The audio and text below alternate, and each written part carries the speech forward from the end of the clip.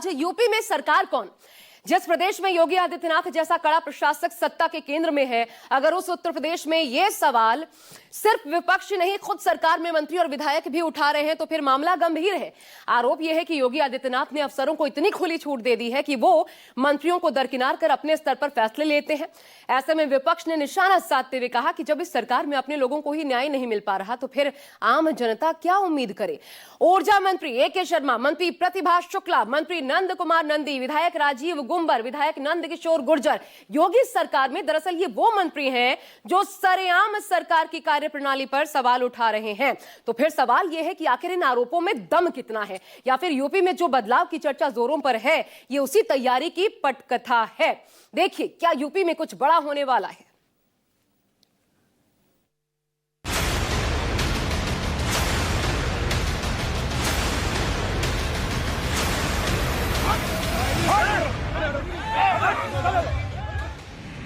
UP में क्यों मंत्री विधायक परेशान?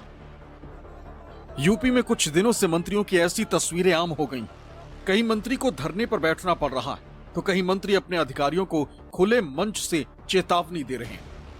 यूपी के मंत्री और विधायकों की ये 4 तस्वीरें देख लीजिए। ये मंत्री और विधायक अफसरों से परेशान। मंत्री ए.के. शर्मा अफसरों की कार्यशैली पर उन्हें फटकार रहे तो मंत्री प्रतिभा शुक्ला पुलिस के खिलाफ ही धरने पर बैठ गई। बीजेपी विधायक राजीव कुंबर ने तो काम करने के लिए अफसर की टेबल पर 50,000 रुपए तक रख दिए, तो दूसरी ओर बीजेपी विधायक नंद किशोर गुर्जर लगातार अफसरों पर मनमानी करने का आरोप लगा रहे हैं। यूपी में मंत्रियों और विधायकों की इन तस्वीरों से सवाल खड़े हो रहे हैं। जब अफसर मंत्री और विधायक के नहीं सुन रहे तो फिर आम जनता की भला क्या मिसाल, उनकी कौन सुने? यूपी में मंत्रियों के अफसरों की मनमानी के खिलाफ शिकायतें इतनी आम हो चुकी कि अब इन मंत्रियों को अपना काम करवाने के लिए, जनता की समस्याओं का समाधान करवाने के लिए सार्वजनिक मंच और सोशल मीडिया का सहारा लेना पड़ रहा है। यूपी के ऊर्जा मंत्री अरविंद कुमार शर्मा पीएम मोदी के करीबी माने जाते हैं। जब पीएम मोदी गुजरात के सीएम थे तब ये आईएएस अधिकारी थे। इन्हें इस्तीफा दिलाकर यूपी भेजा गया था और एमएलसी बनाया गया। साल 2022 में योगी सरकार के कार्यकाल में इन्हें ऊर्जा विभाग जैसा बड़ा पोर्टफोलियो दिया गया, लेकिन बताया जा रहा है कि मंत्री जी के हाथ में कुछ नहीं। वो 3 साल से अपने अधिकारियों के मनमानी से परेशान और अब आखिरकार उन्हें सार्वजनिक तौर पर अधिकारियों को चेतावनी देनी पड़ रही। अपना दर्द सोशल मीडिया पर साझा किया। अपने ही एक अधिकारी को ऑडियो वायरल करना पड़ा। हेलो, हाँ एससी साहब बोल रहे हैं? हाँ बोल रहा हूँ। नमस्कार। नमस्कार जी। मैं भरत पांडे बोल रहा हूँ। कौन भरत पांडे भैया? इस मूड़ घाट का निवासी हूँ। मोड़ घाट? अच्छा ठीक है, बताएं। यहाँ बिजली नहीं 10 बजे से दिन से। कोई बात नहीं, 19/12 पे कंप्लेन कर दीजिए, आप आ जाएगी। हैं? 19/12 पे कंप्लेन कर दीजिए, आ जाएगी। 1912 पे? हाँ 1912। अच्छा, इस पे करने से हो जाएगा तुरंत? बिल्कुल बिल्कुल बिल्कुल, यही सरकार ने दिया है टोल फ्री नंबर आपको। अच्छा, मेरे यहाँ तो फालतू में मिला रहे हैं। अच्छा अच्छा। हाँ, ये कोई कंप्लेन नंबर नहीं है ना, कोई ये वही बिजली मिलने का नंबर है ये। अच्छा, ठीक है ना, जो हमारा टोल फ्री नंबर है 19/12 है। आ जाइए। पूरे बिजली पूरे मोहल्ले में पूरे मोहल्ले नहीं, पूरे उत्तर प्रदेश में अगर बिजली नहीं आ रही तो 19/12 चलेगा। अच्छा, आप ऐसे ही बैठे हैं यहाँ? कौन? कैसे मतलब? अरे आप सुपरिंटेंडिंग इंजीनियर हैं। हाँ तो आप पब्लिक ग्रीवांस नहीं सुनेंगे? बिल्कुल सुनेंगे, जब हमारा नंबर दिया हुआ है टोल फ्री नंबर। आप क्या काम करते हो आप? मैं तो एक अधिकारी था, रिटायर हो गया। 19/12 में कंप्लेन करने पे बिजली जुड़ेगी आपकी। अच्छा, उसके मेरी नहीं कटी है। हाँ, अरे किसी की भी कटी हो, तो एक आदमी की बिजली नहीं 19/12 कटती। 19/12 टोल फ्री नंबर है। पूरे एक बहुत बड़े एरिया की 10,000 आदमियों की बिजली कटी है, पता है? 19/12 टोल फ्री नंबर है भाई, उसमें कंप्लेन होती है। अभी मैं अरविंद शर्मा को फोन करता हूँ। आप कहीं करिए 1912 टोल फ्री नंबर है। अभी मैं अरविंद शर्मा को फोन करता हूँ कि ऐसे ऐसे हाँ, अरे मैं बता रहा हूँ ना 1912 टोल फ्री। जो पब्लिक ग्रीवांस को सुनते ही नहीं, इतने नशे में रहते सुनते नहीं क्या? जो 1912 नंबर है, आपने किया फोन वहाँ पे? नहीं करूँगा 1912 पे। हाँ 1912 पे करिए, आप जोड़ेगी और आपको बिजली जुड़वानी पड़ेगी। ऊर्जा मंत्री ए के शर्मा ने ऑडियो ही वायरल नहीं किया, बल्कि पोस्ट में लिखा कि मैंने कहा था कि ऐसे कई गलत, असामयिक और अव्यवहारिक निर्देशों के कारण जनता को परेशानी हो रही। अधिकारी फोन उठाना बिल्कुल ही बंद कर दिए। तितलौकी थी ही अब नींद पर चढ़ गई और अनेक ऐसे गलत निर्णय हमारे बार बार लिखित मौखिक रूप से मना करने के बावजूद हुए। इस पोस्ट से साफ है कि मंत्री ए के शर्मा अफसरों की मनमानी से परेशान है। हालांकि ऑडियो वायरल होने के बाद बस्ती के एसआई प्रशांत सिंह को निलंबित किया गया। ऊर्जा मंत्री ए के शर्मा केंद्रीय हाईकमान के बेहद करीबी माने जाते हैं, बावजूद इसके अधिकारी उनकी ही नहीं सुनते। बतौर ऊर्जा मंत्री 3 साल में पहली बार उन्होंने खुले मन से अधिकारियों को चेतावनी देते हुए कहा कि अगर उन्होंने कार्रवाई की तो फिर अधिकारियों को बचाने वाला कोई नहीं होगा। इसके बाद खुद मुख्यमंत्री ने ऊर्जा विभाग की बैठक की, लेकिन फिर से एक अधिकारी का ऐसा वीडियो वायरल हुआ जिसमें वो समाजवादी पार्टी और बीजेपी के कद्दावर नेताओं से अपने रिश्ते बताते हुए एक उपभोक्ता को ही धमका रहा था। लेकिन इससे भी गंभीर बात यह है कि खुद ऊर्जा मंत्री को ये पूरा ऑडियो सोशल मीडिया पर वायरल करना पड़ा, क्योंकि वो ये साबित करना चाहते थे कि उन्होंने जो आरोप अधिकारियों पर लगाए थे वो 100% सच थे। ये पहला मामला नहीं जब ए के शर्मा का दर्द छलका। हाल ही में वो अफसरों की मीटिंग में कहते नजर आए थे कि उनके व्यवहार से वो बहुत दुखी। हमारी हाजिरी में ट्रांसफार्मर जल रहे हैं, हमारे देखते देखते विधायक और जनप्रतिनिधि हमको गाली दे रहे हैं, सरकार को गाली दे रहे हैं, तो आप कहते हैं कि सब ठीक है। कागज पे आप लोग जनता से एकदम जुड़े हुए नहीं है। फील्ड में क्या हो रहा है आपको एकदम जानकारी नहीं है। इसी ऑफिस में बैठ करके रिपोर्ट तैयार कर देना बहुत आसान होता है। ये रिपोर्ट सुनने का कोई मतलब नहीं है आप लोगों की। आप लोगों ने मैं आज बहुत ही नाराज, बहुत ही दुखी होकर के यहाँ आया, और मैं फिर आशीष आपको भी कह रहा हूँ कि हम एक पब्लिक यूटिलिटी चला रहे हैं, पब्लिक सर्विस चला रहे हैं। ये कोई बनिया की दुकान नहीं हम चला रहे हैं। पैसा नहीं दिया सामान नहीं मिलेगा, सामान आपको देना पड़ेगा। क्या व्यवस्था आप लोग चला रहे हो? छोटी सी बिल नहीं जमा हुआ, पूरे गाँव की लाइट। इतना ही नहीं, मऊ में ऊर्जा मंत्री ए के शर्मा ने सार्वजनिक मंच से भी अफसरों को रामायण की चौपाई सुनाकर चेतावनी दी। कहा जाता है ना कि बिना नमानत जलद जड़ गए 3 दिन बीत, बोले राम सकोत तब भय बिन होय न प्रीत। तो वही बात, भगवान राम 3 दिन प्रार्थना की, हम तो पूरा 3 साल प्रार्थना किए हैं। और अब जो है, अब प्रार्थना का समय निकल गया है। अब जो है भय बिन होय न प्रीत, वो मुझे अब वही एक रास्ता दिखाई दे रहा है। मंत्री ए के शर्मा की लगातार चेतावनी और शिकायतों पर सीएम योगी ने भी ऊर्जा विभाग के अफसरों के साथ हाई लेवल मीटिंग की, लेकिन उसके बाद भी ए के शर्मा की नाराजगी और अफसर का ऑडियो वायरल होने से सियासी घमासान मच गया। समाजवादी पार्टी अध्यक्ष अखिलेश यादव ने योगी सरकार पर निशाना साधा, कहा कि बीजेपी सरकार में किसी की सुनवाई नहीं, इनके अपने लोगों को ही न्याय नहीं मिल रहा, तो आम जनता क्या उम्मीद करे। अब तो लोग जान गए, भाजपा ही जान गए कि भाजपा भी उनकी सगी नहीं है। भाजपा ही जान गए ये बात। आप जानते हो कि जाने कितने जीएसटी छापे पड़े कन्नौज में, इत्र कारोबारी सब जानते हैं। अभी जो हाल में थाने पर जो धरना हुआ, भाजपा ही जानते हैं कि भाजपा उनकी सगी नहीं है। अब बताया जा रहा है कि मंत्री ही नहीं, यूपी के डिप्टी सीएम ब्रजेश पाठक भी अफसरों की मनमानी से परेशान है। हर बार तबादला नियमावली आती है, लेकिन एक भी तबादला ब्रजेश पाठक नहीं कर पाए। 3 साल से लगातार अपमान झेलते हुए आखिरकार उन्हें अपने ही विभाग के प्रमुख सचिव के खिलाफ लिखित कार्रवाई करनी पड़ी। यूपी सरकार में एक और मंत्री रविंद्र जायसवाल, जिनके विभाग में तबादला हो गया और उन्हें पता ही नहीं चला। उन्होंने पत्र लिखकर अधिकारियों पर भ्रष्टाचार के आरोप लगाए, मगर कोई एक्शन नहीं हुआ। ये समझ में नहीं आता कि आखिर एक डेमोक्रेटिक सेटअप में अधिकारी मंत्री की कैसे नहीं सुन रहा है। अगर मंत्री ठीक से निर्देश दे रहे हैं और काम लेना चाह रहे हैं तो ऐसा कैसे संभव है कि अधिकारी उनकी न सुने। लेकिन कुछ तो ऐसा गड़बड़ है और इसीलिए बार बार इस तरह की आवाजें आती हैं, कभी किसी महकमे से आती है, कभी किसी महकमे से आती है। क्या नीतिगत मामलों में अधिकारी और मंत्री के बीच में मतभेद है, या जो विभाग के कार्यक्रम इम्प्लीमेंट हो रहे हैं उनको लेके मतभेद है?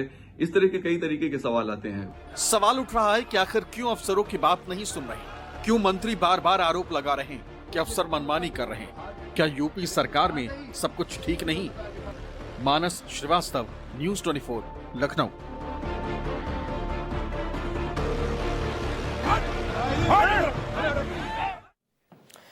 यूपी में मंत्रियों की अफसरों के खिलाफ सार्वजनिक नाराजगी जाहिर करने की तस्वीरें कानपुर देहात से भी सामने आई हैं, जहां यूपी की बाल विकास और महिला कल्याण राज्य मंत्री प्रतिभा शुक्ला थाने में ही धरने पर बैठ गई। 7 घंटे तक खूब हो हंगामा हुआ। मंत्री ने एसएचओ को हटाने की मांग की, तो वहीं एक बीजेपी विधायक अफसरों के सामने नोटों की गड्डी लेकर काम करने को कहते दिखाई दिए। देखिए।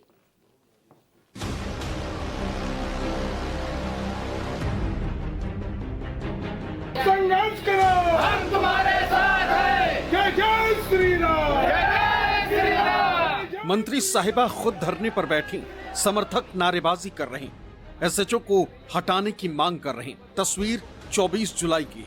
कानपुर देहात के अकबरपुर कोतवाली में उस वक्त हंगामा मच गया जब यूपी सरकार में मंत्री प्रतिभा शुक्ला खुद थाने पहुंचकर धरने पर बैठ गए।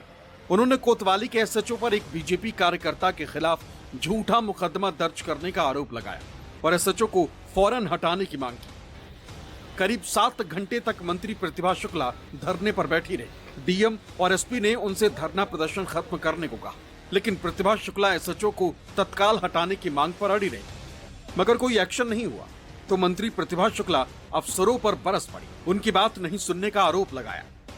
हमारे मुख्यमंत्री जी कहते हैं कि सभी को न्याय मिलेगा, तो अकबरपुर इंस्पेक्टर क्यों धांधली कर रहा है, किसी भी तरह से झूठा मुकदमा लिख रहा है। वो व्यक्ति ने कुछ बोला तक नहीं, मेरे बगल में बैठा था, मेरे बात मेरे साथ चल रहा था और भारतीय जनता पार्टी का कार्यकर्ता भी है, उपाध्यक्ष भी है, उसको जानता भी नहीं कि शिवा पांडे है कौन भला, लेकिन मुकदमा लिखे बैठा है। बलात्कार लिखने की जरूरत तो लिख देता, ये तो कौन मेरे बगल में बैठा था इसलिए नहीं लिख पाया। और झूठ मूठ गवाही पेश कर रहा है, हरिजन को गाली दी है, ऐसा कुछ भी नहीं था, जबकि कहीं कोई विवाद नहीं था। और सब झूठे लोगों और मक्कारे लोगों के साथ देता है।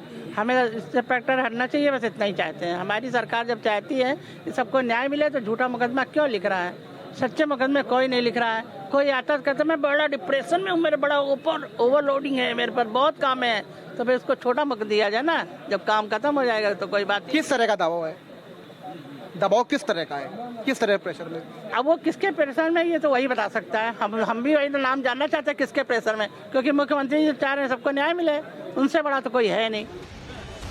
प्रतिभा शुक्ला धरने पर बैठी थी तो उनके पति पूर्व सांसद अनिल शुक्ला वारसी भी पहुंच गए। जब अफसरों ने मंत्री की बात नहीं मानी तो अनिल शुक्ला ने सीधे डिप्टी सीएम ब्रजेश पाठक को फोन घुमा दिया, जिसका वीडियो वायरल हो गया।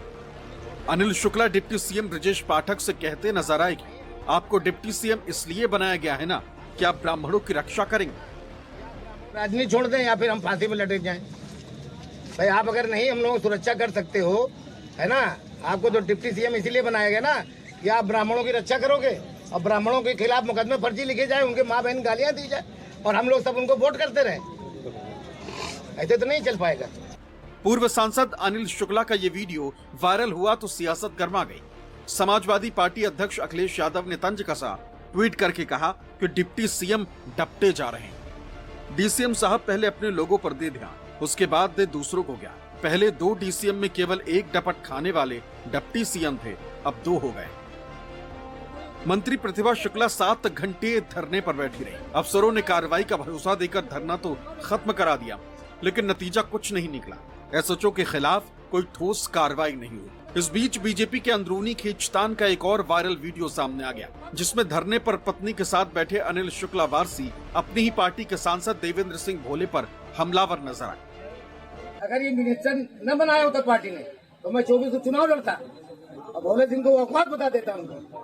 क्या बात कर रहे हो तुम? बताया जा रहा है कि मंत्री प्रतिभा शुक्ला डिप्टी सीएम ब्रजेश पाठक से नाराज है, क्योंकि अफसर ही नहीं बल्कि डिप्टी सीएम भी उनकी बात नहीं सुन रहे। उत्तर प्रदेश सरकार के डिप्टी सीएम ब्रजेश पाठक हो, कैबिनेट मंत्री नंद गोपाल नंदी, स्टाम्प मंत्री रविंद्र जायसवाल, कानपुर से ही राज्य मंत्री प्रतिभा शुक्ला हो या फिर AK शर्मा या योगी सरकार के सहयोगी दलों के दूसरे मंत्री, सभी की एक ही पीड़ा है कि अधिकारी उनकी सुनते ही नहीं। ब्यूरोक्रेसी और योगी सरकार के मंत्रियों के बीच ये टकराव दिन पर दिन बढ़ता ही चला जा रहा है। तो वाकई वस्तुस्थिति यही है या फिर ये जानबूझकर हो रहा है?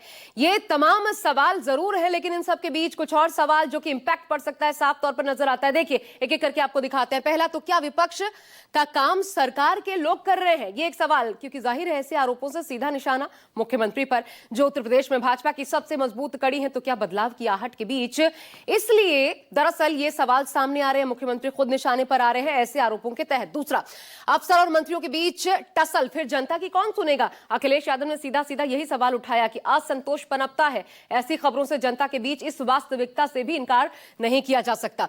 तीसरी बड़ी बात, अधिकारियों की मनमानी से योगी सरकार को घेरने को मौका विपक्ष को मिलेगा और अखिलेश यादव खुद इस मुद्दे को इसलिए भी जोर शोर से उठा रहे, कोई कोर कसर नहीं छोड़ रहे। लेकिन एक सवाल वाकई बनता है, वो सवाल ये है कि अफसरों मंत्रियों में तनातनी होगी तो फिर विकास कैसे होगा? और इसके अलावा सवाल यह भी कि जो मंत्री मुंह तक नहीं खोलते थे वो आखिरकार बोलने पर मजबूर कैसे हो गए?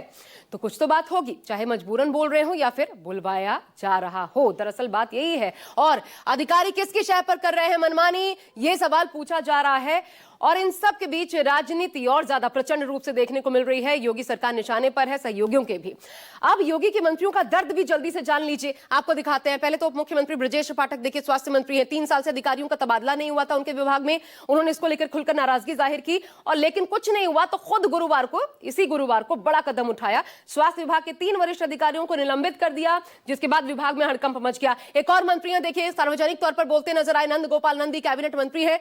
उन्होंने सीएम को पत्र लिखा, अधिकारी मनमानी कर रहे हैं, पत्रावली तक गायब कर दे रहे हैं, ये गंभीर आरोप लगाया। और ये जो तमाम महत्वपूर्ण फाइलें जिसकी बात की जा रही थी, कहा 2 साल से इन अधिकारियों ने रोक रखी है, मैं मांगता हूं मुझ तक पहुंचाते नहीं। तो ये तमाम आरोप इनकी तरफ से सामने आए। एक और मंत्री आपको दिखाते हैं, रविंद्र जायसवाल, ये भी मंत्री हैं। इन्होंने कहा जून में चिट्ठी लिखी, उनके मंत्रालय में भ्रष्टाचार चरम पर है। और इसके अलावा एक और मंत्री, आप इनफैक्ट अगर आप कई मंत्रियों को जोड़ दें, ऊर्जा मंत्री एके शर्मा जिनका अभी हमने आपको दिखाया, मंत्री प्रतिभा शुक्ला है, विधायक है राजीव गुंबर, नंद किशोर गुर्जर, ऐसे तमाम नाम हैं जो इस फहरिस्त में शामिल हैं, जो अफसरशाही के हावी होने के आरोप लगाते हुए अपनी नाराजगी जाहिर कर रहे हैं। हालांकि यूपी में बीजेपी के मंत्री और विधायक ही अफसरों की मनमानी से परेशान नहीं है, बल्कि सहयोगी जो दल है उनके भी मंत्री और विधायक परेशान हैं।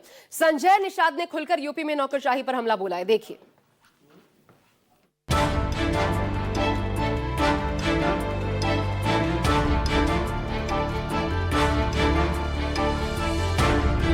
यूपी में नौकरशाही और मंत्रियों में छिड़ा घमासान, किसे होगा फायदा और किसका होगा नुकसान?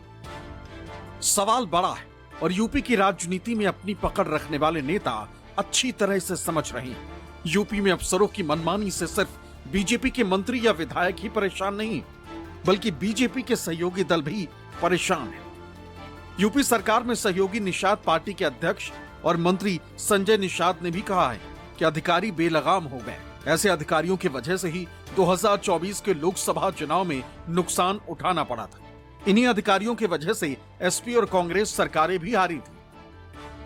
क्योंकि हम लोग तो पहले सड़क के नेता थे, अभी सदन में हैं, लेकिन सड़क पर जो देखने को मिला वो सदन में आने के बाद भी उसमें बहुत ऐसे अधिकारी हैं जो हद से जाते। उनकी शिकायत मैंने कई बार ऐसे अधिकारियों को माननीय मुख्यमंत्री से कर रखा हूँ। उसको तुरंत इस तरीके, देखिए जो जनप्रतिनिधि होता है वो जनता का प्रतिनिधि होता है। इसके अगर जनता किसी जनप्रतिनिधि की आवाज़ दबती है तो इसके अंदर जनता की आवाज़ दबती है और उसका असर नुकसान होता है। तो उसका असर रिजल्ट में 2024 में आपने देखा होगा 43 सीट हार गई। इन्हीं जनता के भरोसे, इन्हीं कार्यकर्ताओं के भरोसे सामंजस्य स्थापित करना अधिकारियों का काम है। अगर कोई घटना होती है तो नेता से मिले, वो भी मिले, बैठकर हो जाता है। कुछ घटनाएं होती है, शिक्षा का अभाव होता है। इसके अंदर अगर जनता किसी जनप्रतिनिधि की आवाज़ दबती है तो इसके अंदर जनता की आवाज़ दबती है और उसका असर नुकसान होता है। तो उसका असर रिजल्ट में 2024 में आपने देखा होगा 43 सीट हार गई। इन्हीं जनता के भरोसे, इन्हीं कार्यकर्ताओं के भरोसे सामंजस्य स्थापित करना अधिकारियों का काम है। अगर कोई घटना होती है तो नेता से मिले, वो भी मिले, बैठकर हो जाता है। कुछ घटनाएं होती है, शिक्षा का अभाव। संजय निषाद के बयान का मतलब साफ है कि 2027 में इन हालातों में चुनाव में बीजेपी गठबंधन को नुकसान हो सकता है। साल 2022 में निषाद पार्टी ने राज्य में 16 सीटों पर अपने उम्मीदवार उतारे थे और 11 सीट जीतने में कामयाब रही थी। अफसरों की मनमानी पर अपना दल भी पहले मोर्चा खोल चुका है। मंत्री आशीष पटेल ने जनवरी में साफ तौर पर कहा था कि उनके खिलाफ षड्यंत्र रचा जा रहा है।